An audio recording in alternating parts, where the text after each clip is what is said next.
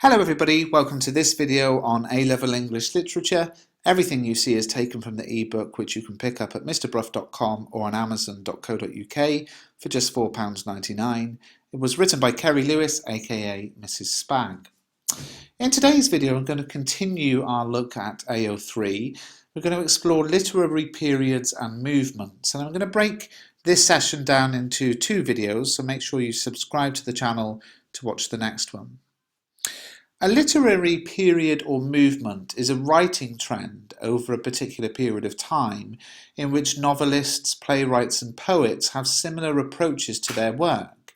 They often write about similar themes and sometimes employ the same genre. At the time that they were alive, poets, novelists and dramatists would not have been aware that they were part of a named literary movement.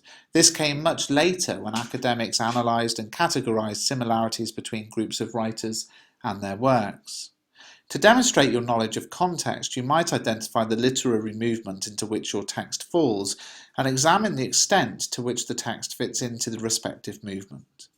So what I'm going to do or start in this video is I'm going to go through some literary periods in Britain, and eventually we'll go through other literary periods that overlap them in Britain and abroad. But these overviews are a good starting point for your wider reading to help you understand the literary periods and movements. It's very important to be aware that time frames are sometimes blurred, so some authors don't always fit comfortably within a particular literary period. Jane Austen, for example, falls into the Romantic movement, but stylistically her work much more closely resembles that of the earlier neoclassical period. Likewise, Charlotte and Emily Bronte wrote their novels in the Victorian era, but their writing contains the themes and stylistic features of the Romantic period. So let's have a look at a few examples. To begin with the main literary movements in Britain, we might start with the medieval period from around 500 to 1500. This time frame contains an impressive 1,000 years of literature in which early medieval tales were transcribed onto manuscripts from oral storytelling. A famous example is Beowulf from the year 1000, which was written in Anglo-Saxon.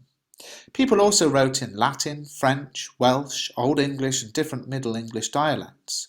Author and scholar the Venerable Bede, also known as the father of English history, wrote in Latin, and his most famous work, written around the year 731, translates as the Ecclesiastical History of the English People.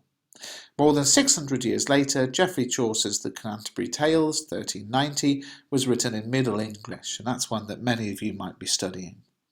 The Catholic Church held the power in medieval times, so religious texts were the most popular. Common themes included revenge and forgiveness. Allegories were also popular, with characters personified as charity, faith, etc. Romances were the second most popular, and the stories of King Arthur sprang from this period.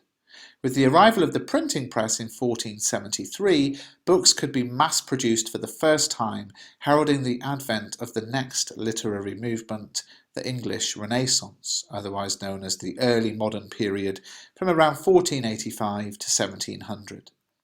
There's a lot of debate about when the English Renaissance begins. Some scholars date it from 1500, others mark it as beginning in 1485 when Henry Tudor won the Battle of Bosworth.